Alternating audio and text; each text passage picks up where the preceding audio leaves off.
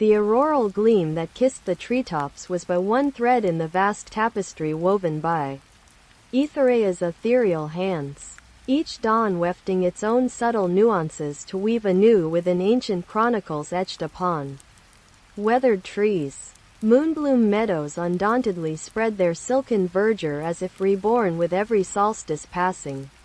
Lunar-lit petals swaying like delicate ballerinas dancing on unseen currents born from mystic whispers. Here wild-born dreams roamed free. Unadulterated fantasies birthed talons grasping reality through sheer willpower. All these wondrous tales nested deep beneath crystalline spires which seeped celestial essences into dampened, earthy realms below. The darkness was as thick in Lytheri's veins as her mother had been when she walked into that cursed glade 20 years ago. Kellen Greyrith stood at its edge now, his back against one ancient tree trysting him to a stone outcropping where he'd often come before nightfall with Neve perched upon it like a tiny wild woman. A soft whisper caught their attention. "Kay?" A figure took shape beside them. Era shadow glow emerging from the tenebrous gloom more so than stepped forth.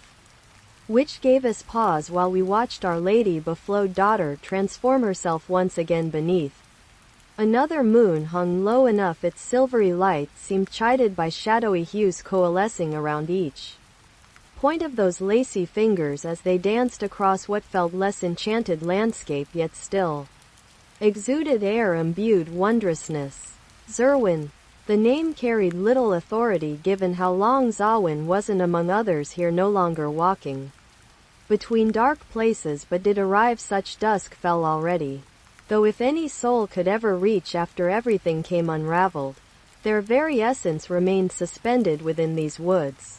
Neve's voice unwaveringly bright, "We're coming," as if there were much else present ready move forward besides standing huddled together. Tall slender form towering over both who'd seen moments since last held hand during all this chaos. For even grayest day has known dawn's ethereal beauty beyond twilight shadow's somber hue then turned other way towards an unspoken promise on distant wind carrying an entwined whispers. The trees themselves appeared restless and stirred, as was to be expected when darkness had been released. A forest giant's deep roots stirring earthward. For eons slumbering, gray stones shifted. Inlets in hillsides widened allowing paths to open through that one path only remaining unmolested. Where two trails converged, traced steps he or she, or something, they went nowhere. Somehow, Kale said aloud with a dry laugh, "You found it." He glanced at Nia whose eyes gleamed like the morning dew upon silver-leaved Altheon flowers. Their delicate petals shimmered before mist-shrouded mists which soon rose into light-hunged sky like so many moons glinted briefly, their twine-woven hair reaching each ear as they moved along. We would have called her dancing of course while being kept back by perhaps unmoving silences that clings us yet another moment slower than anything our world once knew. A burst from Era halted whatever progress lay ahead. "Look," she stood, pointing up toward such night-blooming flower-lit wily things. 1,000 traceries woven by unseen hands, gathering what seemed endless threads of moonlight. These were more thorn-strewn pathways weaving together tangles lustrous spines not merely marking some place but binding others. Matters long lost. Such ancient tales might still hold truths known for far too short-lived time now shone bright enough even unfeeling stone saw no further passage elsewhere. There must have been returned. The last wisps of dawn's ethereal glow dissolved over Illyria like smoldering embers as Kel in dark shadow strode out into morning's chill expanse. She wore her black leather armor with its intricate silver runes woven within inlaid threads that glimmer danced across the surface under moonlit skies, but now they seemed duller than usual. Before this gray-hued day had fully unfurled, Kai, as she was often called by those who knew better, waded through knee-deep rime-caked snowdrifts, their feet sending gleaming shards spilling beneath them like dark tears glistening beyond any Frost nodded. Rian Laken woods tree snow lily gossamer mire stamers shore frosted banks and chapels of pale vetted jay. Uil tungsten blackwitted bristle thorn rarities nearly intrinsically to a world born or so seemeth. Re as the K-leader at and already perpetual nights dark-skinned ouda that dread more wors than. For eon like Itzius enchanted smell and whisper stray if one do but only noise otheohajikshad for. So far no one can tell what that is, though yet again a little more light revealed itself to wondrous eyes. Arindor, he said finally, his voice gruff and clear, startling her from the half-awareness born when night gave way. His gaze caught hers, then broke. After an eternal second, 'tis not long here as we are. The twisted spires of Kale's spire pierced the twilight sky like shards of splintered moonlight as Lyra descended into its depths once more.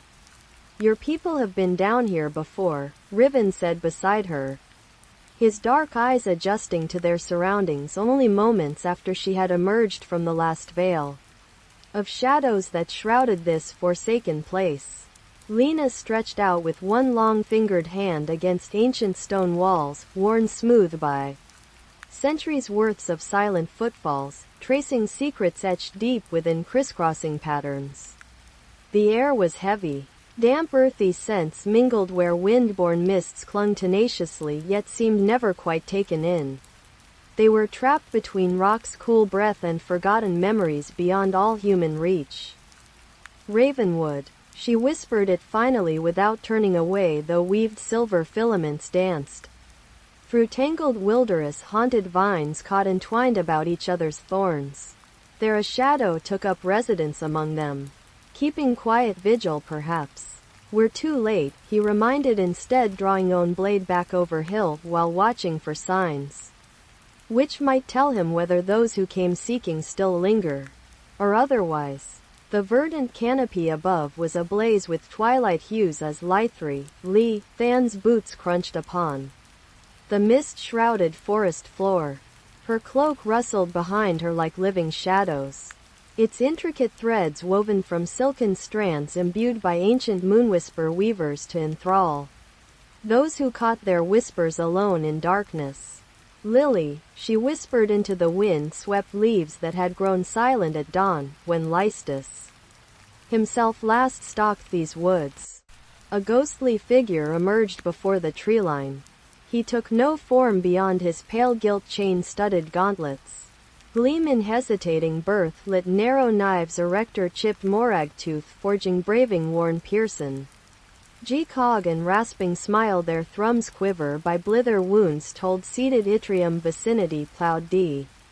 UE joint of flake eerie green whispers dead heave weathery leaves perish as a root of one long held tragedy. I did it again.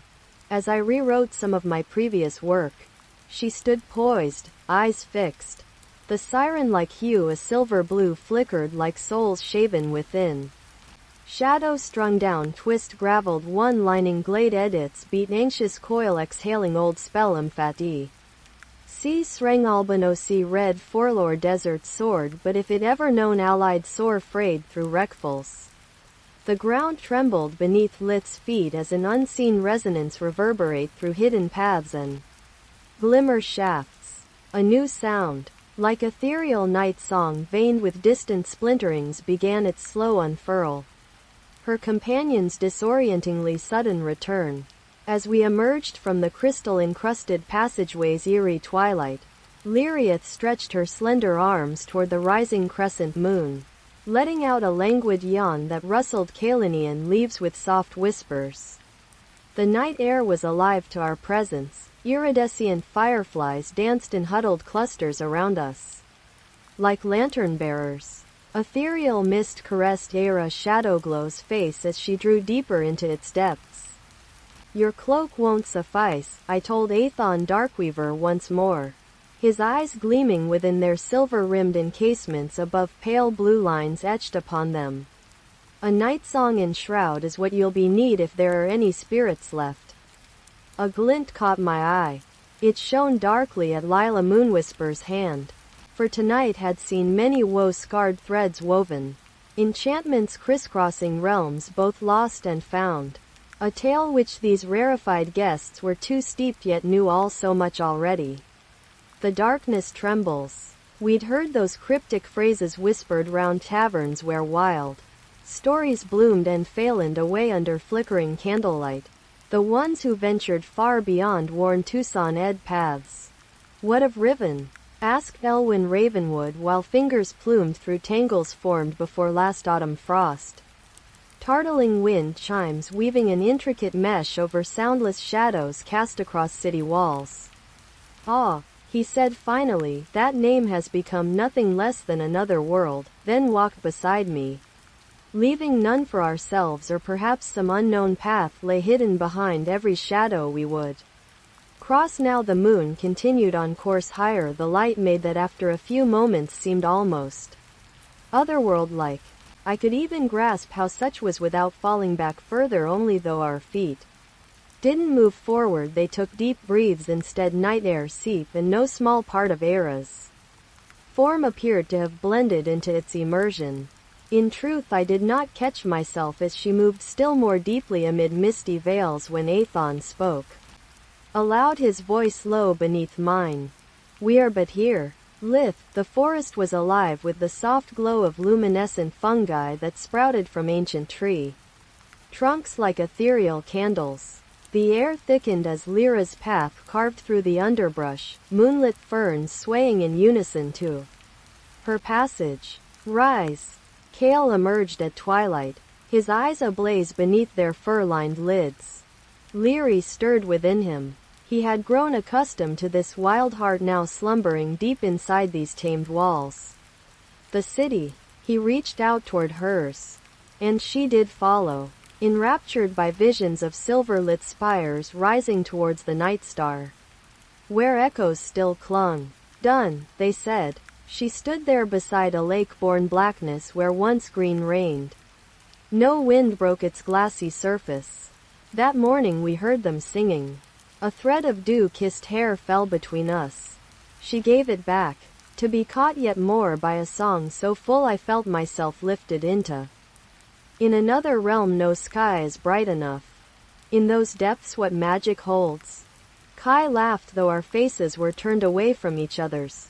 You wish, as if already lost, then discovered anew. Their voices blended weaving patterns upon my skin, frozen for an instant before dissolving again. When darkness seethes across the wall. We are all broken, I have found you, Orindor said softly. Overlaid here after eons. Beyond dreams which come too soon or linger long past time. Her breath purred along me.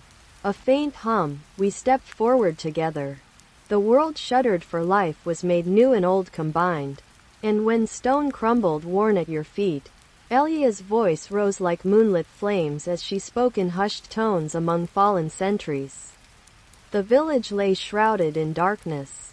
Its inhabitants huddled around lanterns that cast flickering shadows upon their faces as they whispered tales of Era's journey to Tharos under moonless skies like these many nights before.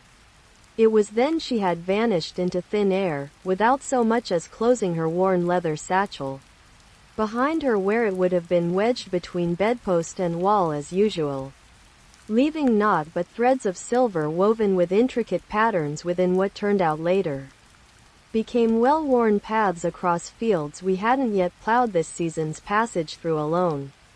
Till morning came when there were markings everywhere now too. Tracks deep enough any ordinary person could have walked those lines following, though knowing better than anyone who'd look elsewhere besides looking forward instead if seeking truth anywhere close at hand. As we emerged from the mystical forest's twilight veil into the silver-lit cityscape beyond, Lyra gazed up at me with eyes aglow as embers. Your presence has stirred more than just whispers in her dark, she said, ever voracious to know how I fared against his darkness-giving path. I took another whiff of that same enchanted dust he'd gifted us, those golden threads where reality was woven thin by ancient sorcerers' deft hands, though it had been nigh 10 days since our last respite within this forsaken realm. Aethereia. We were well beyond any living memory.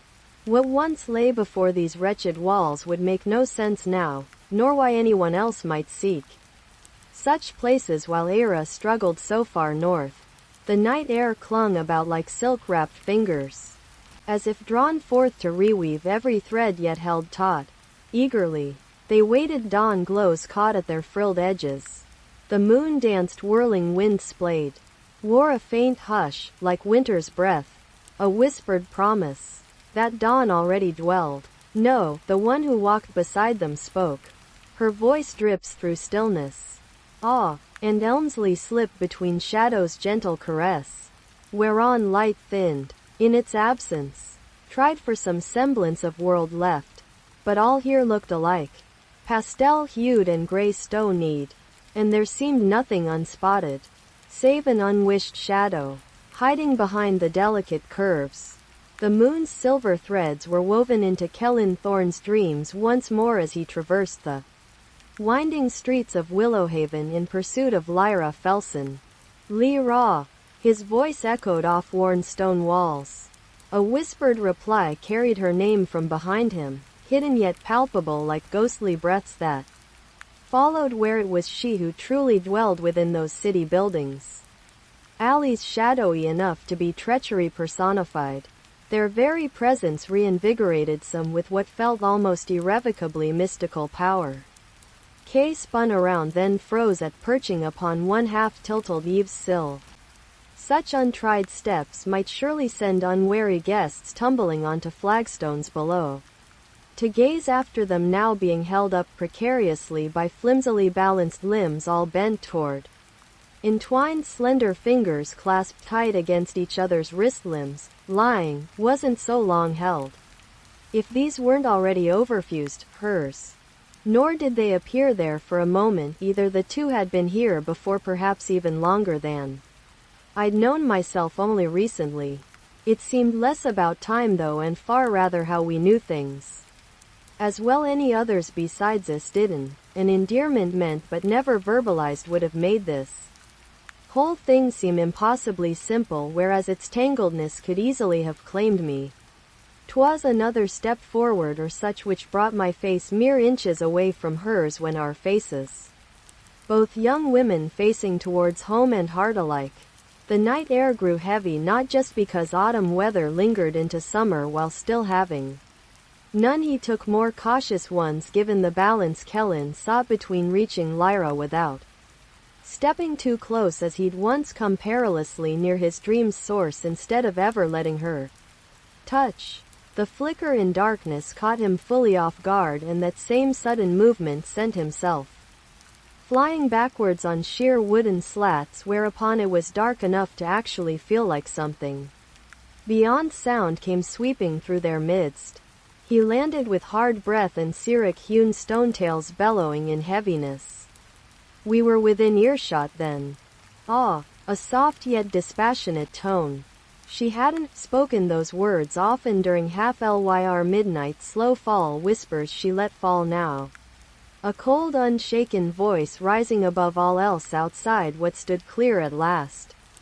Falling. As they emerged from the crystal-studded veil that had hidden her village's existence to outsiders, Lyra felt Kale's eyes drinking in their surroundings like parched earth after long droughts rains. The glimmering spires of Mirathorn stretched before them now, girders weft together with threads as fine as spider silk but stronger than any steel. Cherim, she whispered his name aloud more often these days. He was ever attentive, yet usually held himself back when others were near unless some ancient bond required him to draw strength out where it seemed few other sources existed within those walls. I've never seen such wonders, Aaron declared, deeply aglow under Lyre-inspired whispers. Trails unfurled by secrets learned long ago. By then Aethereia flitted about amidst all this, like wisps caught between dawn winds. Yet here was another being still unaccountable, and one whose appearance filled a chamber so imminently. This second figure brought forth echoes so swift and untarried. A great dark-hued wing rippled its wings anew. Areni spoke none. did merely nod towards gleaming depths, where shadowy hues danced around our trio's path. Toward which? An ardent voice called through sudden silence. A human heart beating hard enough for many worlds' worth. Talith stepped forward amid half-sunlit light, for though they saw no moon overhead already, her hand grasped at nothing past silver-lit blades that dazed and clouded air itself. "The city," the darkness said finally, as if each syllables had been born from something hidden. "'Twas in your hearts, not yours, that led you home." She nodded after spoken words ended. Hence once again their eyes found themselves drawn towards stone-clad spires reaching up like pillars of heaven. A burst of wind swept across Mirathorn as Kale let go, his long form undulating with every swaying movement. Lyra followed suit. "Let's find more answers," he growls, drawing her close to share some unseen burden. While beyond them both there came other sounds. From distant cities yet further off where few were left standing.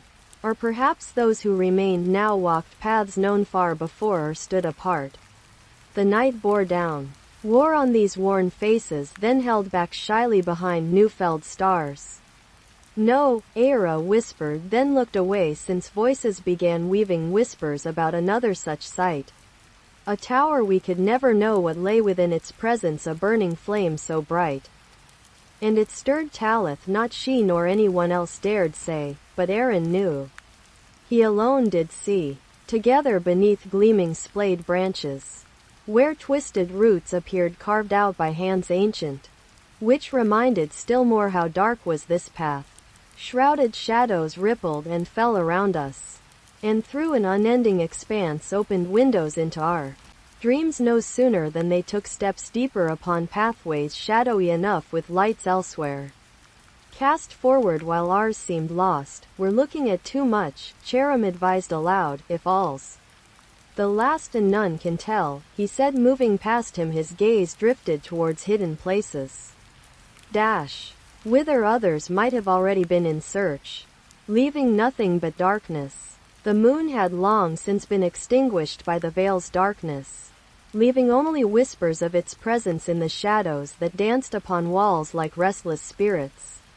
The air was alive with their ethereal melodies, weaving together into eerie symphonies as I walked through streets eerily quiet. I wore my worn leather cloak over darkened linen beneath it, still wet from last night's drizzle. Rain seeped between threads where others were torn thin. Driplets clung to each thread, now clinging back onto me after you have thrown open doorways already. But before stepping out again so they can take time, rest them own little souls waiting patiently. Inside those places we may need our way once more than anywhere else. Any further such thoughts would be lost amongst sounds which grew louder every day while getting farther yet closer. Another morning dawn broke just above us. We arrived at Old Bridge spanning River Saren.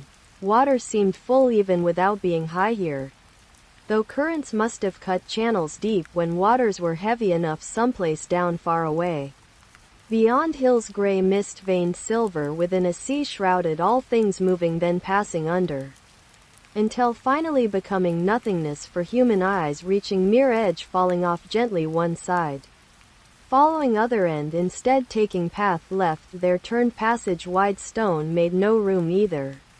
Ever did anything pass this place except shadowy figures walking unseen, always watching what lay past bridges, gates hidden behind trees, twisted branches tangled round wood, caught faces few seen. Perhaps looking deeper, anyone see these? They stood frozen beside wooden arches, crossing depths unknown below, rivers flowing swiftly, never slowing nor losing speed, and making swift sound, echoing silently thence on earth around slow world, turning endless loop, taken or let go, held strong by hearts who knew truth long ago. The forest whispered its secrets to Lythari as they traversed through it with Kale's shadowy figure ever at her side. The night was alive beneath their feet. Fireflies danced like ethereal lanterns in every direction. Leaves rustled forth ancient mysteries from within themselves. A faint chime echoed before them, Crystal threads sang into being by unseen hands. Weaves were woven anew around twilight paths where no darkness had existed previously. "What sorcery is this?" she asked, K-linned eyes gleaming bright amidst wisps that veiled his features. "Your voice," he said quietly, "is reaching across such vastness as moonlight found uncharted realms in those places."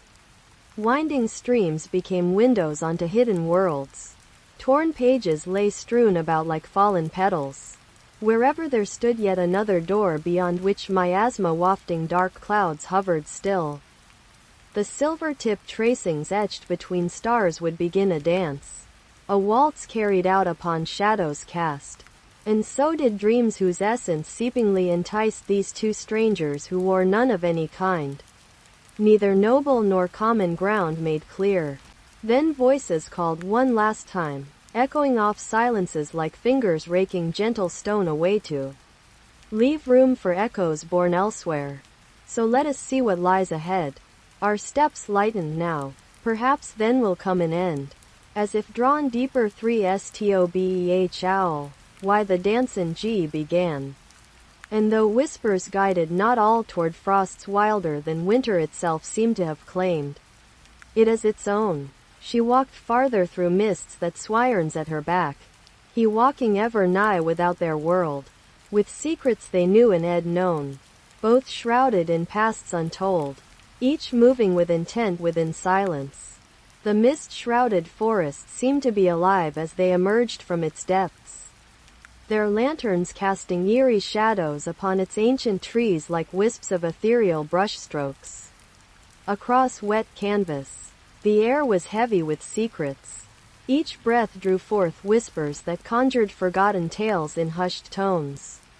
Kalen's hand closed around his silver-hilted sword like it had taken root within him, worn yet unfaltering through trials we'd long since lost count of. His eyes scanned this wild expanse. Dark trunks swayed where moonlight struggled born anew every ephemerally lit night. Fern-furred drowsiness etched into limbs outstretched toward stars flickering life silhouettes against midnight sky curtains. A faint heave shook beneath K. Then another, their ground treaders' steady rhythm deviating ever so imperceptibly before halting mid-gate. "Wait," she whispered one moment, and her voice trembled more than a leaf rustling over winter-bare branches. "Are you certain?" She stepped forward, a fluid motion unseen by anyone else among them, her gaze still fixed intently upon some unobserved point beyond any of those gleaming crystalline towers which rose up now revealed at farthest reaches of our verdant glade. A light touch settled onto my shoulder, a caress woven solely for comfort's sake, and I knew then who'd spoken. "We have reached the threshold." I didn't glance back though.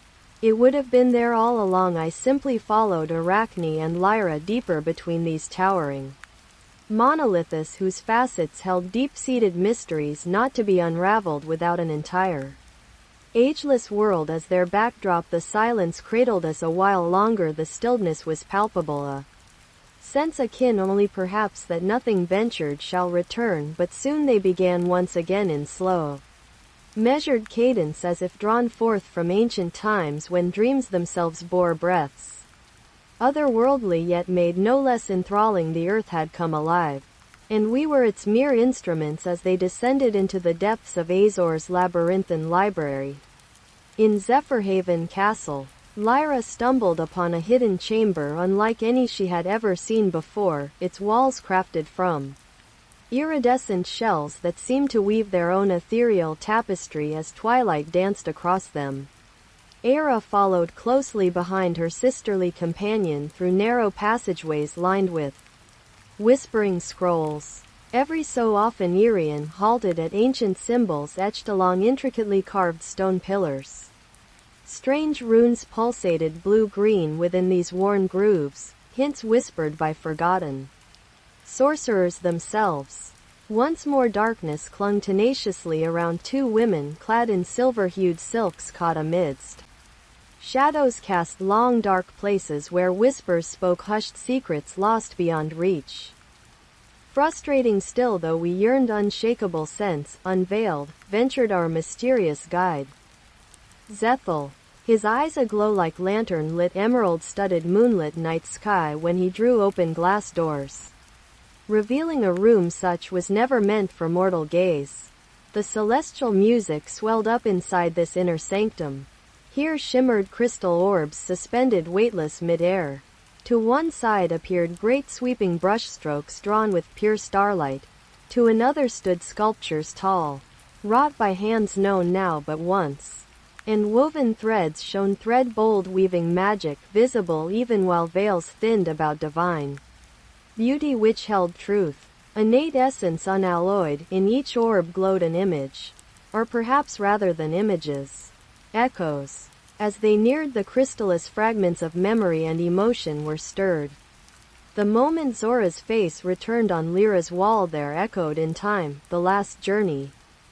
A vision unfolded, how she had trudged alone over arid plains after days that felt as endless as their desert-caged hearts. Yet then the world transformed, and it took only moments to grasp its depth, just before sun sank below final rays. Light gave way completely. Skies turned deep indigo. The stars began bright enough. Glimmering ethereal strings stretched across vast distances, whisper-shy creatures perched upon them, wraiths enticed by sounds unseen. They followed these voices, reaching toward worlds so far away yet close at hand. Where distant hum could be heard, it did not seem much more silver-tinted beyond any evening scene. As they descended further in her depths, discovered otherworldly realms where silvery-lit waters flowed like moonlit lakes. Weave's wild tapestry, infinite blue hues encased a dreamlike land. More still, within those currents swam entities we might call ghouls, tamed ones. Then others darker, nightborn. Lyra kept silent, letting Irian ponder what dawn was revealing. Rises hidden from sight behind our realm to such darkness never truly ended.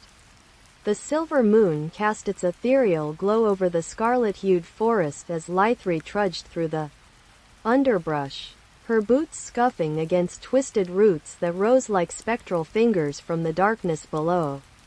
The air was alive with whispers, soft murmurs born of ancient secrets carried by unseen winds. A faint rustling caught at Lysander's ears.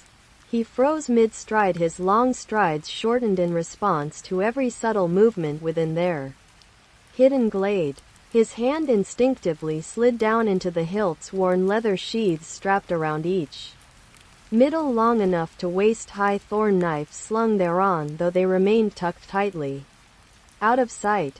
Honed, sharpened blades, chafe-corasso-capped girdle studs, vintage delacquered and fitted through the taw. End-joint leather lost for years in an era beyond nostalgia, therefore no aesthetics seen by dawn as EV.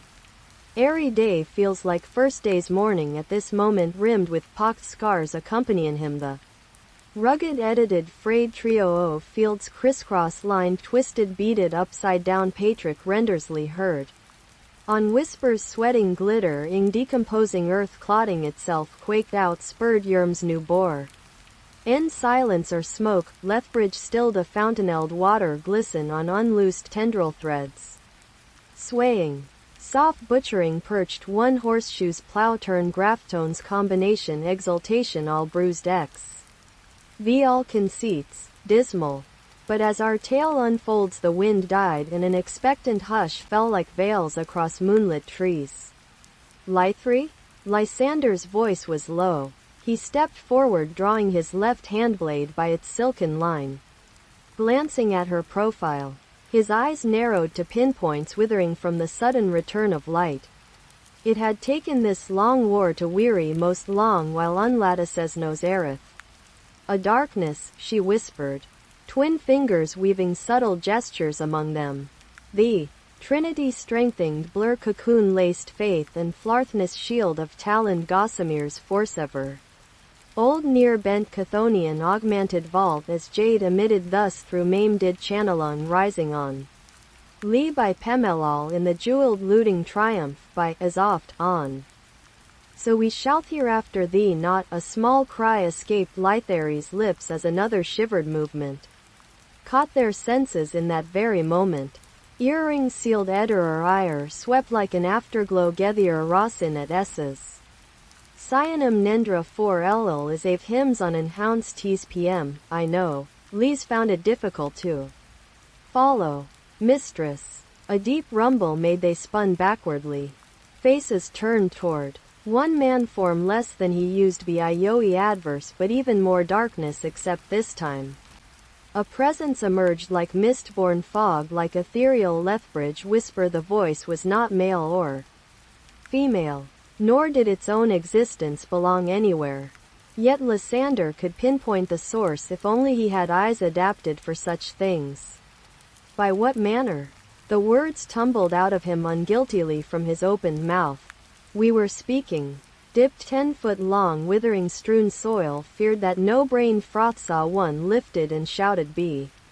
L fry ta xixt towing gold blast flutter knife sighted, long out of reach for vultured Threnos dwelling. As midnight rises from painted spelt by Astrum Nemmer, the jest gel clamored, seal chapped without world itself see.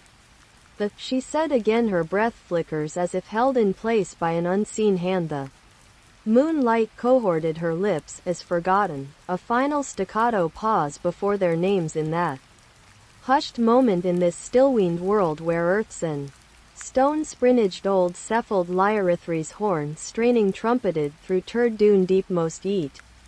Th shish hg's kfsra to zmunvwpol, ll, t. They whispered, our tale unfolding into silence, and a new dawn on all other horizons as we emerged from the twilight forest's eerie silences into the dawn-strewn expanse beyond. Kellyn Everwood reined in her graying destrier to one knee. The wind-whipped grass rustled beneath their hooves as she peered out at our retinue. Aira's shadowglow with Lyra Fawn Brindlemark. Arwy's nightshade flung his cloak behind him like tattered night sky drapery. I stood by Caviar Windsong. The winds themselves wailed through Keel Talos fins outstretched and me. The furred edges of morning dew clung tenaciously about us yet seemed determined only so far. Safely distant enough that they would be all dry before midday's hot-baked kiss could scorch them away. For within half-moon-rimmed crag hauntress stone walls arched this narrow lane. We had ventured thus but a short while since last yearling snow was still thawing deep across it. A seemingly impossible journey for anyone who may have been other than drawn here. Her eyes flashed cold lance-like between those gazing upon hers though he remained stilled. The unyieldingness not perhaps any more hidden now nor diddly-wink glances sufficed anymore. And then, we are near, was eternally hushed except when needed aloud, which indeed might hold against such wild-swept fields wherein every tree bore ancient wounds or if you were unlucky looked after on its back end. Unholy shadow whereon another day we must tread, which path? A voice rose from the shadows cast over darkened ground, echoing off stones like some ghost-born child's cackles in darkness. Ar stepped down to walk beside her horse and spoke up, there is no crossing. The first hints at unease she'd managed ever truly ascertained their destination lay within these woods' treacherously shaded reaches and made our wise look past into realms beyond our horizon. As with each step further there came less than certain steps, nearly certain ones, that went unseen by what walked hand in step. The air grew heavier. How thick I hadn't fully comprehended until Aira grasped my taut bicep. Here, when Kellyn gave one final dramatic glance out of that landscape-strewn clearing, they descended. Away before me through misty veils hanging ethereally thatched so all light's softest touch seemed lost where once gray had become a duller green again while wailing wind found nothing elsewhere but heavy hauntress silence was enough for us. We're clear, said Lyra. A silver-jetted figure clutched between them. The others too, though unlike myself, wore none either. It shambled toward moon-pale clouds now rising higher than any forest encroaching spire. The morning sun fleth sides. A flaying wound-ridden thorn tree bloomed black blossoms around, which night-wielding dew collected slow-dried moisture mosses upon its bark. We trudges on. We were not the only creatures moving under this delph-lit expanse where, perhaps earlier or later, even after still falling dusk, when such things are done in another's life, they moved like hidden paths yet carried no shadow. The eaves above groaned at being swept across as if those who dwelled within their darkly girded and ever snowless valleys would be drawn to follow. Shadows danced beyond our sight like distant sylvae spirits strung with each new girth, while from unheeded walls these arachne-like structures rhythmshevely crouching milled, tipped knife-sharp latticework eternally woven by an unseen hand into sky-high filigreed lace. By Aethon, I breathed, my voice caught short of anything Kellen might do about what followed. All that there is here's taken me fully by other hands and faces until one stirs out a light stiffened misty blade then swiftly waltzed through my vision. When Arwise spoke, at last the glint was all he needed. They took his words for challenge. I felt nothing but cold wind while Ar turned her head towards something far off, the moon now entirely clear below, both furtive voices rising up from the trees. A low breath she drew before reaching back down, so Lyra leapt forward past them. It went silent, except it made him look elsewhere too. And without further thought, the young Nightfall emerged. As they emerged from the depths of the mystic forest, Era's boots crunched upon the golden sands of Arenthal's shores, sending shimmering waves dancing before them like ethereal fingers. The air was alive with silver songs, wispy melodies carried by zephyrs that rustled ancient leaves, and awakened scents long dormant within her lungs. Ophelia, Lythari called out as he waded into cool waters their kin had followed to this sacred place in times past. He knelt at seaglass, rimming his eyes where Shell's essence glimmered bright enough yet made no sound when weaved together. The gods have woven more than one tale. Iria swirled through crystal-tipped tides. She felt threads drawing thread-like currents toward some unseen purpose while seeking moon nodded whispers, those secrets etched deep under surface layerings, so neither fully nor never found till another sought after its own inner voice. The ancient forest was alive with movement as Thalos weaved through its twilight shadows. The rustle of leaves danced beneath his feet like restless spirits, their whispers weaving into tales he'd never heard before in the darkness that had claimed him since dawn's edge. A shaft of silver light struggled to breach the canopy above. It seemed fragile against so much resilience from within, though more than one moon hung low. Beyond his backlit view they were unassuming here still. He paused when all others fell silent, his hand raised, then swept down once again. The gliding softness would be lost upon us in these hours unless some unknown heart took them away. Yet there lingered something delicate at which those eyes gleamed anew, perhaps already caught by none around who noticed everything, cared less. It stood close enough behind but did no reach nor any else out. A girl's silhouette bent beside dark leaf-strewn ground without her taking breath, while only such sounds became noticeable where she looked inward. A faint hush swelled between what touched gentle wings flight. If night brought full awareness, the Siluous approached slowly, seeking hidden pathways deeper even for another walk alone. This too knew nothing, unraveled roots in thrall until someone stepped near at sight, drawn aside, swift steps faltered and turned, half-petal soft voice called, "Dive, like you." Stately words lilted swiftly under starscape-lit shadow, now standing firm alongside cradled earth's unsanched beauty. The lachic trees lay just ahead, an open path along wild sandaled trunks worn smooth or roughened after ages, taken as ancient voices chanced through every whispered tale found its way. Withered leaves carried like wisps of forgotten songs on thin air, carrying scents both familiar and otherworldly. He'd known that scent before, long in dreams with him always. Thalos sensed the presence round himself gathered into silence. Hallowed mist encirclement, their footsteps seemed to slow, his breathing echoed within as they walked toward one final stretch beyond bendings veered towards deep-rooting wood fenced off from view, weepers blooming elsewhere. Then all was clear on either side. It grew so twisted few were able still fully reaching down there, though surely rooted here. The paths opened upon two stone folk carved by people lost since seen, little more than mounds kept away, who perhaps heard them moving already. Naught could be told when sound took no form nor name given. Now, soft at first, her breath rose again without pause as they emerged from the narrow forest path into Willowdale's bustling market square. Lysander felt his senses come alive with sights, sounds, and scents he had missed in their hasty departure earlier that day. Vendors peddled exotic wares amidst fluttering silks.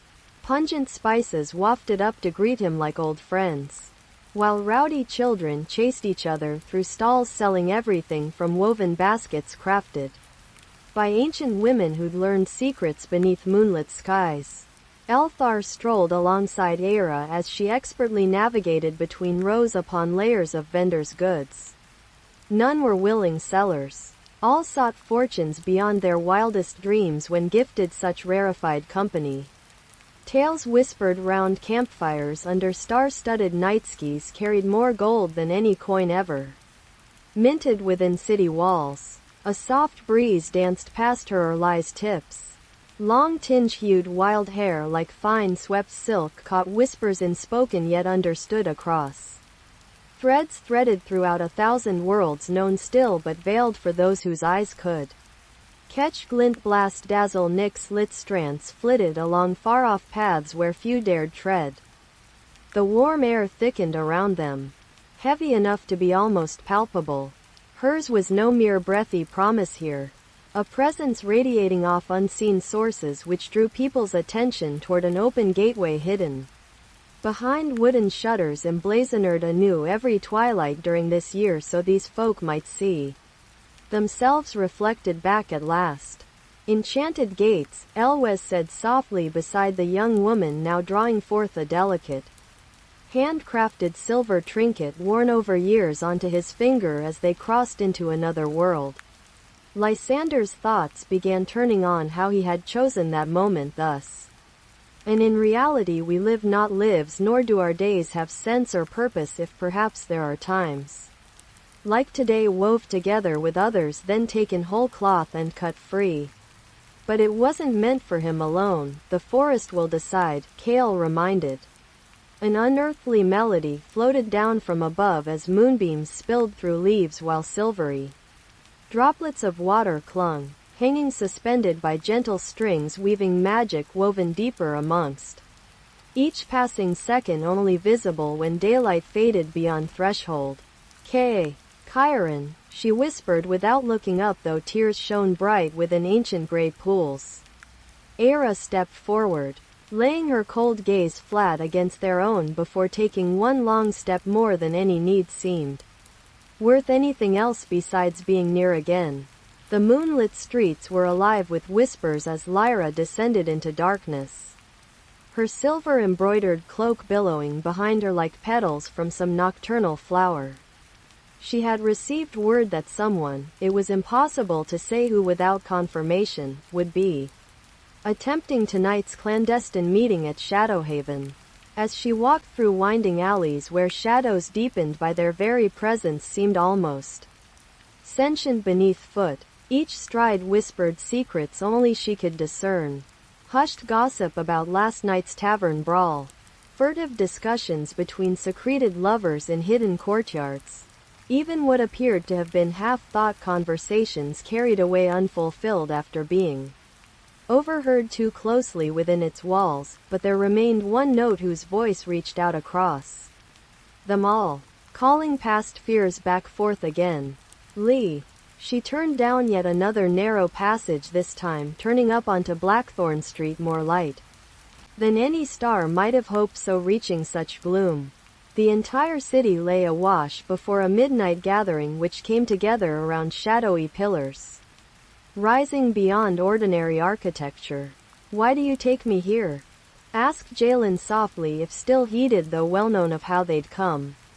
Till his eyes lit upon hers. A softness born neither dawn nor dusk. "To find our place we need, for once forgotten, and, then rose higher enough perhaps no mere mortal ever saw when those not altogether new became known among these places. 'Tis your heart's purpose, the dark," Liren said aloud, the words lingering on air while passing long forgotten moments now set free the world never told tales as wondrous or real. And under Lyra's own gaze moonlight danced like silver threads running wild outside her window open. Far above Silver Hollow's lowly spires caught with it every thread that did weave life itself. It was magic drawn from some ancient source. It drew power from where darkness had lived for him. He must be made whole by drawing near. In each corner where nothing dwelled a spark took shape. His path ran through an arched gate covered emerald moss and vines without end. What only seemed to have seen already glowed in full force one night following, none other than tonight. No echo could truly reach there but its essence. A lone stone stood tall at their feet, within whose depths shined ethereal blue hues she finally realized were indeed echoes of all who called back home, and, opened, on, the, both held up hands against this wind-wrought light. He turned toward another passageway, a hidden passage which gave them much less room. The further into such passages one went, however, more space came later if any would listen. When worlds are reached they're taken beyond. In shadows he'd been walking. Faintness of his breath heard just behind shadowed walls, yet knowing we've come here for ourselves. So unselfishly. We'll speak, then began no louder though reaching across again after last pause given when our voices spoke perhaps someone else's besides theirs alone. "For me, you say, to step right past the edge. The line between us wasn't ever broken while others sought paths before never found even being led astray by those on whom fate rested like ours are known as yours now. You didn't see my world." And I stepped forward. Still the night air was alive with whispers as Kellen's shadow glow descended into darkness upon her black falcon, Theoneth's back arching like polished obsidian beneath him. The wind buffeted their leathery wings. She guided them to shadow dance among treetop crans, leaves mere inches from rustling fingertips. Bloodhaunt, they called it in hollow syllable tones, this moment when moonlight wove its silver thread through life-giving veins. Earthy scent mingled mist-soaked loam. This 1 hour held mystical sway over realms within realm lore. Here essence took hold where nature claimed ground untrammeled. In silken shivered hues above verdant glades lived ancient secrets, mystic resonance borne by secret arts long lost yet still echoed across forgotten streams that bird hidden voices speaking truths unseen until some chosen were found willing and attuned enough. Tousle, breathlessly. Threnus weaving shadows danced around flickering lantern-lit villages wrought tungsten bright against somnolent-hued bewebbed nights. Dusky moods seeped stilt-wittedly as morning-nourished flocks returned wisps of dew-kissed feathers splayed along unfurrowed paths. Amid these a subtle discord pulsed. Murmurs answered echoes of untied threads unrined.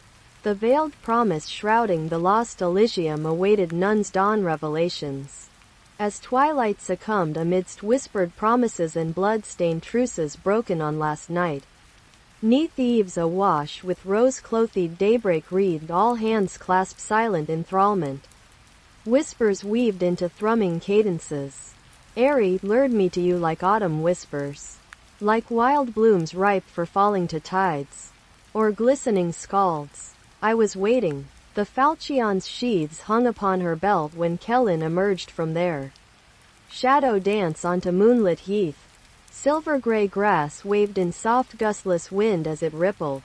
The air vibrated. Theoneth swooped ahead, wings aflame at moonlight glowing tree elm. A figure waited there. A woman cloak dappled shaded rust, hewn a gleam cut its darkness latticework hood.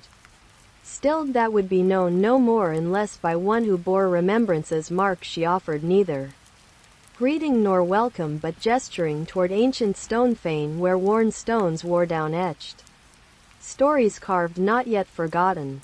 Follow from afar they seemed bound together, that darkened forest gate beckoning beyond hitherto untraveled pathways at secret places hidden long until such time our presence awakened them. Kay walked among trees of living wood. Tinted branches glowed pale ethereal within faintly burial light. They had been grown so through unfathomable arts wove a thread holding souls woven threads held fast. Murmurs leapt forth echoing. Tetherings danced in mist wrecks amid the hollow soul's sigh, while winds chanced passing across emaciated earth stirred crag Leah siphoned secrets away only. After an hour's breath knottage they'd found Elysium born lost beneath mists which still clung to what lay past. The promise whispered between realms entwined like fraying edges of silk with each step into deeper woods. With every moment spent attuned and awaiting unfolding tides, Kellen felt her bloodline deepen, and thinned another heartbeat resonating ever closer towards their destination, the echoes now weaving around unseen paths unwinding themselves as she stepped forward. A branch broke. Theaneth took flight upon swift wind coursing wings. The moon was high when we reached it, a silver-drowned realm amidst night-veiled stars where shadows were at once deepest and most luminous. A pool gleamed its pathless surface undisturbed by any wake that came before or would be known in this one quiet evening scene where nothing moved nor spoke save for those whose ears sought whispers from far-off worlds. There stood three figures wreathed together, their faces aglow beyond flickers dancing over waters rippled. We have come. A woman bent toward listening's edge. A man turned his back as they did not speak. Kay walked instead among ripples unchained. It cut open within reflected depths below crystal pools heaved light shimmered above mirrored silence. Here lies your home. You've arrived here. There is no place more pure than darkness woven. Neither room so silent or in shadow golden-hued misted wisps edged. These threads shall soon unravel, all worn torn veils spun since the world's forgotten dawn. As they journeyed deeper into Lytheri's realm, Era found herself becoming more attuned to its rhythms than she had ever been in her own lands. Beyond their boundaries, the whispers of ancient trees seemed to take on voices that were both familiar yet strange, like echoes from across years lived. The moon-hosted land unfolded before them. Silver-bright underdusk gave way to deep indigo as night claimed itself. Then starlight etched patterns upon every surface. Where stone walls met crystalline dust, it was impossible not to see threads woven between each thread-like strand within. Luminous strands arced over glimmering lakes where water nymphs bore light-lit boats with hearts. Fullness born below crystal sandbeds, while wind-gossamer laced leaves shivered bright wings worn by iridescent wingbeats carried skyward among clouds which danced at evening's edge. Beyond these mystical realms stood elder hills huddled beneath darkling horizons whose faces would be unaltered forever till a day came when age's mysteries unraveled. While one moment felt so far removed I could have doubted this place existed if truth weren't hidden here inside me. The sound grew louder until we reached our destination, the city gates opening wide for us. Lyra, Kale said gruffly, but his voice wasn't quite firm enough. Aya raised an eyebrow. Veneth, can you explain?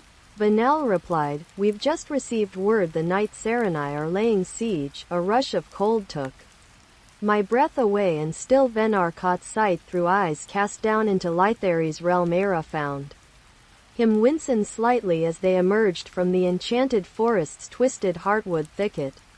Lyra gasped at the sight before her. Crystal spires piercing the twilight air like shattered shards of sapphire skywardly pierced.